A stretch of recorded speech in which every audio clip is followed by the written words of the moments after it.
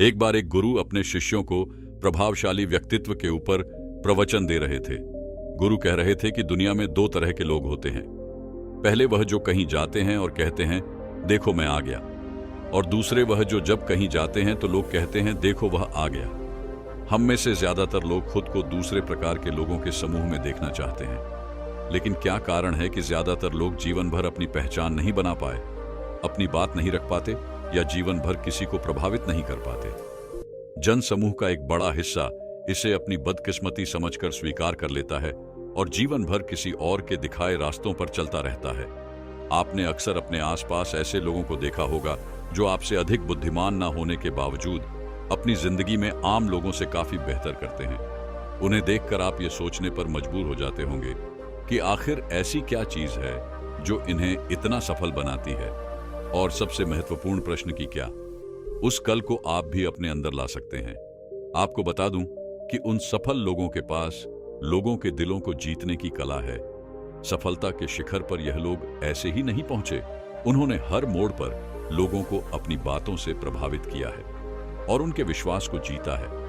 आप लोगों को यह जानकर बहुत हैरानी होगी कि यह कल हर कोई सीख सकता है और अपने आप को सफलता की ऊंचाइयों पर पहुंचा सकता है। इसके लिए आपको कुछ बातों को अपने जीवन में उतरना होगा। इन बातों को अपनाकर आप लोगों को प्रभावित करने में महारत हासिल कर पाएंगे।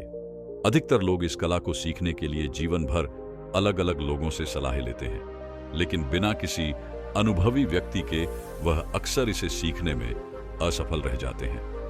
गुरु यह सब बोल ही रहे थे कि तभी एक शिष्य खड़ा हुआ और बोला, गुरुदेव, मेरा एक प्रश्न है।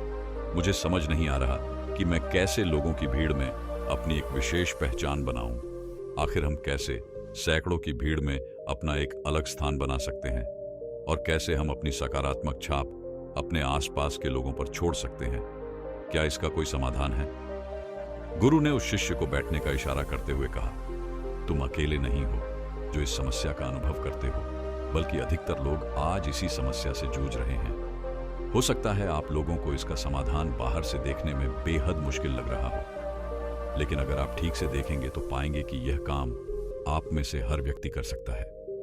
आपको बस जरूरत है कि आप 9 बेहद जरूरी बातों को ध्यान में रखें। इन 9 बातों में सबसे ऊपर आती है आपकी मुस्कुराहट। जी हां, हमारे पूरे व्यक्तित्व की शुरुआत ही हमारी मुस्कुराहट से होती है। लेकिन यदि कोई व्यक्ति बिना स्थिति को समझे इस मुस्कुराहट का उपयोग करता है, तो यही मुस्कुराहट उसके व्यक्तित्व को रूखा बनाने में ज्यादा देर भी नहीं लगाती। इसके अलावा मुस्कुराहट केवल एक ही प्रकार की नहीं होती। अलग अलग प्रकार के अवसरों पर हमें एक अलग मुस्कुराहट देनी होती है जो उस अवसर के संदर्भ में सटीक बैठती हो। हमारी मुस्कान सच्ची या झूठी और प्रभावित करने वाली या मजाक उड़ाने वाली भी हो सकती है। मुस्कुराहट के बारे में एक सबसे जरूरी सीखने वाली बात यह है कि मुस्कुराहट बेहद जल्दी हमारे होठों पर नहीं आनी चाहिए। इससे लोग हमारी बातों को गंभीरता से नहीं लेते। आपको अपनी मुस्कुराहट को थोड़ा समय देकर अपने चेहरे पर लाना चाहिए, जिससे सामने वाला व्यक्ति समझ पाता है कि आपकी मुस्कुराहट का वास्तव में क्या अर्थ है।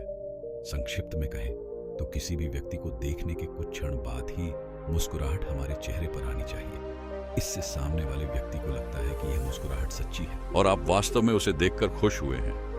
जल्दबाजी में आई मुस्कुराहट आपके धैर्य में कमी को दिखाती है, जिससे सामने वाला व्यक्ति आपकी बातों को गंभीरता से नहीं लेगा। दूसरी चीज है हमारी आंखें। अक्सर जब लोग किसी से मिलते हैं तो वह अपनी आंखों पर ज्यादा ध्यान नहीं देते। हमारी आंखें वह जादू अंग है जो सामने वाले व्यक्ति से बिना एक भी शब्द कहे उसे अपना मुरीद बना सकती है। लेकिन उसके लिए आपको इस जादुई अंग का सही से उपयोग करना आना चाहिए।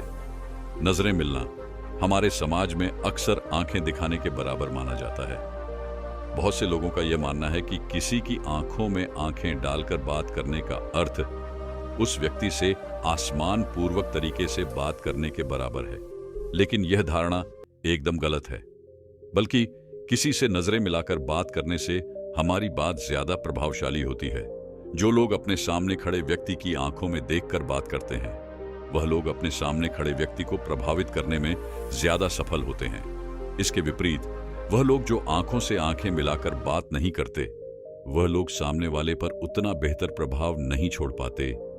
तो हमारी दूसरी तकनीक यह है कि जब भी आप किसी व्यक्ति से बात करें तो उसे नजरें मिलाकर ही बात करें। इससे उस व्यक्ति को यह एहसास होगा कि आप उसकी बातों में बेहद रुचि ले रहे हैं और वह व्यक्ति आपसे बात करने के लिए हमेशा उत्सुक रहेगा। नजरों से जुड़ी एक और खास बात है जिसका अक्सर कई लोग इस्तेमाल करते हैं, और वह यह है कि हम कई बार समूह में खड़े उसे व्यक्ति पर ध्यान नहीं देते जो बोल रहा है, बल्कि हम उसे व्यक्ति पर ध्यान देते हैं जिस पर हमें दिलचस्पी होती है। इस कारण वह व्यक्ति यह सोचने पर मजबूर हो जाता है कि आखिर यह व्यक्ति बोलने वाले व्यक्ति को छोड़कर मेरी ओर क्यों देख रहा है। इसी से उसको यह अंदाजा भी हो जाता है कि इस व्यक्ति को शायद मुझ में दिलचस्पी है। तो इस तकनीक का उपयोग करने का सबसे आसान तरीका यह है कि आप जिस भी व्यक्ति में विशेष रुचि रखते हैं उसे अपने नजरों के द्वारा विशेष आकर्षण का केंद्र बनाएं। इससे उस व्यक्ति को यह एहसास होता है कि वह आपके लिए कितना खास है। तीसरी चीज है बैठने, चलने और खड़े होने का तरीका। अपने जीवन के उस एक क्षण के बारे में याद कीजिए जब आप अपने मित्रों के साथ एक कमरे में बैठे थे, और यदि उस क्षण किसी ऐसे व्यक्ति ने कमरे में प्रवेश किया हो जिसके उस कमरे में आते ही आप सब लोग उसकी ओर ध्यान देने पर मजबूर हो गए। आखिर उस व्यक्ति में आपने ऐसा क्या देखा जो आप सब लोग उसकी ओर ध्यान देने पर मजबूर हो गए। अब एक ऐसे व्यक्ति के बारे में सोचिए जिसके आने या जाने पर शायद ही उस कमरे में बैठे किसी व्यक्ति पर फर्क पड़ता। अब बताइए उस व्यक्ति के अंदर आपने ऐसा क्या देखा जिससे उसके आने या जाने से आपको कोई भी फर्क नहीं पड़ा। ये बात बहुत सोचने लायक है कि कुछ लोग बहुत ही जल्द दूसरे लोगों को प्रभावित कर देते हैं। इस दुनिया के सबसे सफल और प्रभावशाली लोगों को यदि हम ध्यान से देखें तो पाएंगे कि वह सब एक विशेष तरह का गुण अपने अंदर रखते हैं, और वह गुण है उनके बैठने, चलने और खड़े होने का तरीका। उनके खड़े होने में आपको आत्मविश्वास की एक बड़ी सुनामी सी आई हुई नजर आएगी। इसी आत्मविश्वास की सुनामी में वह बाकी लोगों को अपने साथ बहाकर ले जाते हैं जिन लोगों से हमारी पहले कभी बात तक नहीं हुई। उनके चलने और खड़े होने का तरीका हमें उनके बारे में बहुत कुछ बता देता है। अब प्रश्न उठता है कि जब बचपन से हमें यह सिखाया गया है कि सीधे खड़े रहना चाहिए, हमेशा सिर को सीधा और ऊंचा रखना चाहिए, पैरों को कंधों की चौड़ाई जितना खोल कर रखना चाहिए, हाथों को बांध कर नहीं रखना चाहिए, इसके बावजूद भी अधिकतर लोग इसे अपने जीवन में लागू नहीं करते। तो अब ऐसा क्या किया जाए जिससे हम इस बात को अपने दैनिक जीवन में लागू कर पाए?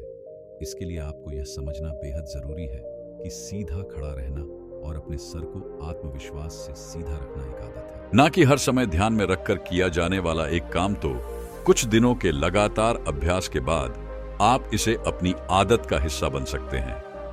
चौथा नियम, उनके अंदर के बच्चे को पहचाने।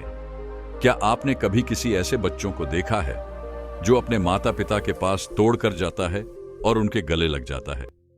मां को एक छोटा बच्चा है जिसने अभी मन को बहुत समय बाद देखा है, तो आपको क्या लगता है उसकी पहली प्रतिक्रिया क्या होगी?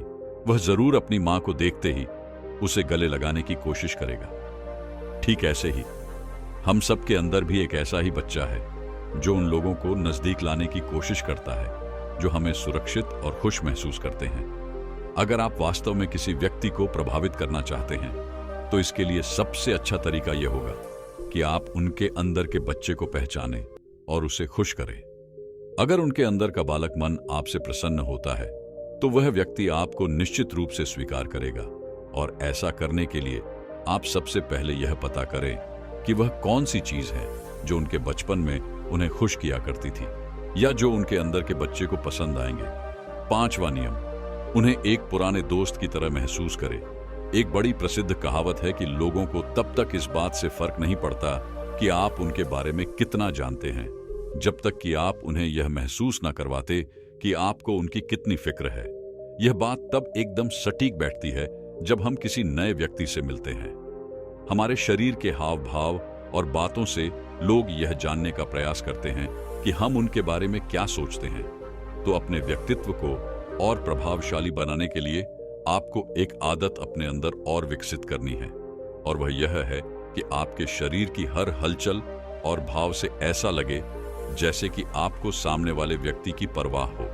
जैसे कि आप सबको पता ही होगा कि जब हम किसी नए व्यक्ति से मिलते हैं तो हमारे दिमाग में सैकड़ों प्रकार के विचार चलते रहते हैं। इस कारण हम ठीक तरह से ये सोच नहीं पाते कि हमारा कौन सा व्यवहार सामने वाले व्यक्ति को अच्छा लगेगा और कौन सा खराब। इसी कारण जब हम किसी नए व्यक्ति से मिलते हैं तो सबसे पहले हमें हड़बड़ाहट से बिल्कुल बचना चाहिए, जिससे हम कोई भी ऐसी हरकत करने से बच सके जो सामने वाले व्यक्ति को हमारे बारे में कुछ गलत राय बनाने के लिए प्रोत्साहित करे।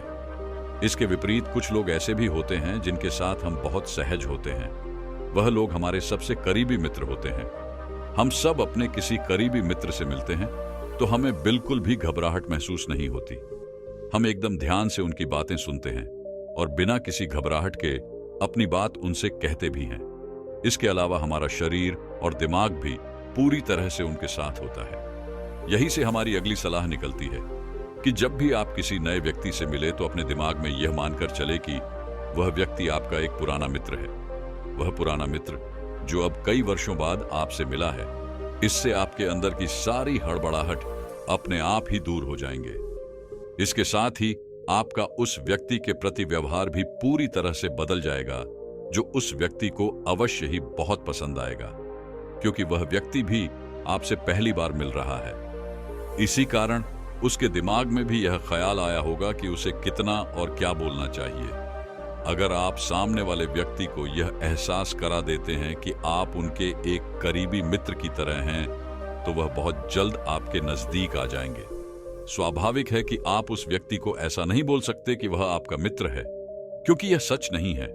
यह बात तो केवल आपको अपने दिमाग को बतानी है, जिसे मानने के बाद आपका दिमाग अपने आप ऐसा बर्ताव करने लगेगा जैसे वह व्यक्ति आपका कोई पुराना मित्र है। इसी के साथ आपके शरीर के हाव भाव भी बदलने लगेंगे और आप उस व्यक्ति के साथ और सहज महसूस करने लगेंगे। पुराने मित्र होने की सलाह के बाद कुछ ऐसी चीज है जो आपको ध्यान में रखनी है। अगर आप किसी व्यक्ति के मन को जीत ले रहे हैं तो उसके बाद भी आपको खुद को एक विश्वास पात्र, बुद्धिमान और खुद पर भरोसा रखने वाले व्यक्ति की तरह आभास करना होता है। छठा नियम, एक विश्वसनीय व्यक्ति की तरह नजर आए। अक्सर जब हम किसी व्यक्ति से झूठ बोलते हैं तो उन्हें हमारे झूठ का आभास हो जाता है। हमारे हाव भाव अचानक बदलने लगते हैं, जिससे सामने वाले व्यक्ति को ऐसा आभास होने लगता है कि शायद यह व्यक्ति मुझसे झूठ बोल रहा है। वही कई बार ऐसा भी होता है कि आप सच बोल रहे होते हैं, लेकिन आपके भाव भाव ऐसे होते हैं कि सामने वाले व्यक्ति को वह बात भी झूठ लगती है। तो इसी से निकलती है हमारी छठी सलाह, जो यह सिखाती है कि जब भी आप किसी व्यक्ति से बात करें तो अनावश्यक रूप से अपने चेहरे या शरीर के किसी भी अंग को बार बार न छुएं, अपनी पाल के बार बार न झपकाएं और अपने पैरों को भी बार बार एक दूसरे पर न चढ़ाएं। सातवां नियम, सामने वाले के हाव भाव और विचारों को पड़े बातचीत के दौरान आपके सामने वाले के भाव भाव और प्रतिक्रिया पर भी ध्यान देना है।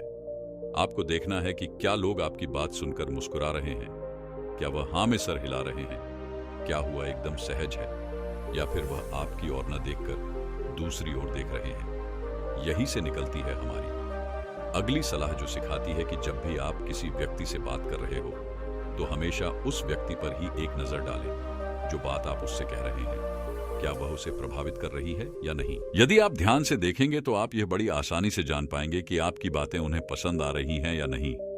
यदि आपको ऐसा महसूस होता है कि आपकी बातें शायद उन्हें पसंद नहीं आ रही हैं, तो इस समय कुछ और बातें करने की सोचें। इस तरह से आप खुद को ऐसी बात करने से बचा सकते हैं जो सामने वाले व्यक्ति को आपसे दूरी बनाने के लिए मजबूर कर सकती थी। आठवां नियम, खुद को मानसिक रूप से तैयार करो। कोई भी बड़ा कार्य करने से पहले उसके बारे में ठीक से सोच और हर दिन उसे अपने दिमाग में पूरा होता हुआ महसूस करें। इसी बात से आती है हमारी आठवीं सलाह, और वह यह है कि किसी भी काम को करने से पहले आप उसे अपने दिमाग में अच्छे से सोच कर रख लें।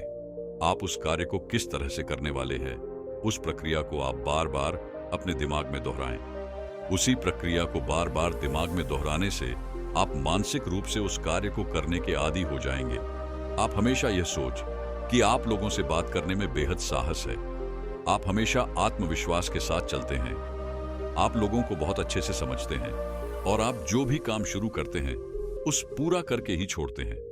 जब आप लगातार यह चीज अपने दिमाग में सोच गए तो आपका दिमाग थोड़े ही समय में इस चीज को अपना लगा और फिर आपका शरीर भी इसके अनुसार ही कार्य करने लगेगा।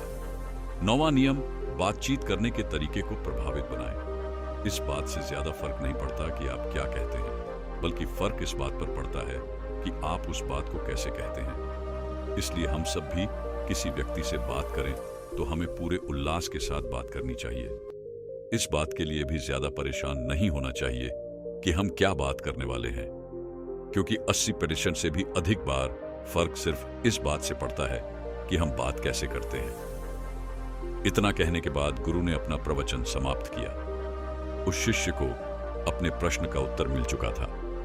सभी शिष्यों ने गुरु का धन्यवाद किया और आश्रम के अपने अपने कामों में व्यस्त हो गए। दोस्तों, उम्मीद है कि आपको इस वीडियो से बहुत कुछ सीखने को मिला होगा, और अगर आपको वीडियो पसंद आई हो तो वीडियो को लाइक और law of attraction YouTube channel को सब्सक्राइब जरूर करें। वीडियो में यहां तक बने रहने के लिए आपका बहुत बहुत धन्यवाद।